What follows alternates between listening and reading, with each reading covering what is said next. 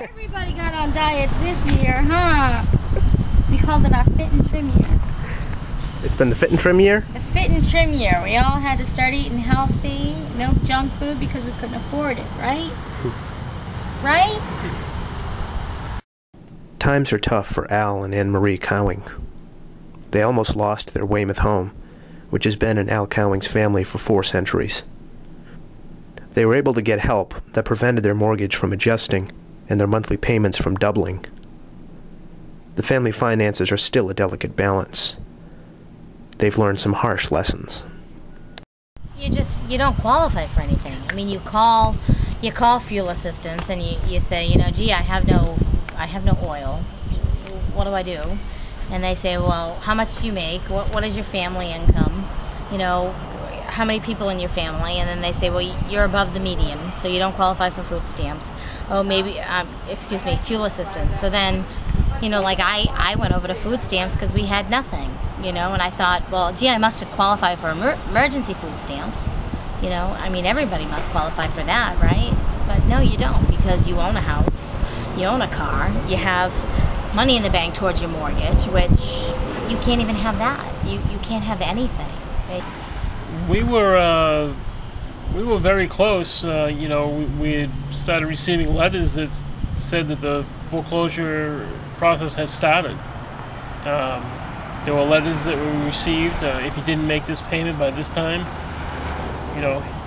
it has started, and that's scary. That's a very scary feeling. Yes, that's. We were looking right at it. Yeah. It's hard to explain the feeling that you'd get that, the house that you grew up in could be taken away from you by a company that's, on the West Coast, we'll say. It's a very, very disheartening to think that, where you were born and grew up could be stripped away from you. Uh-huh. The snow's piled up right here for us, and my kids, kids being kids, they're out here with shovels and they're digging holes in the snow, so I'm like, hey kids, look at daddy did this when he was a kid. So I grabbed the shovel and I bend over to dig a hole in the snow, and just something popped in my back, just crunch, and I stood up, thought I could toughen it out for a while, but that was the beginning of the end. It was very painful for a long time, and ultimately had surgery to repair it. You just gotta you gotta swallow your pride, and you gotta take that.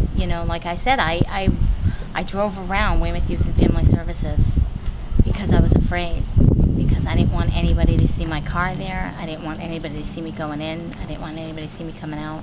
I didn't want to bump into anybody I knew.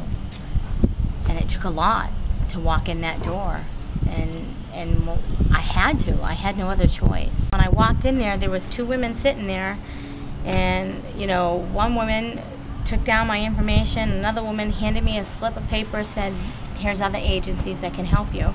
And another woman handed my son a game, a Candyland game, and said, here, you can have the game. And I said, no, he doesn't need another game. He has tons of toys. We're not here for that. And she said, that's okay.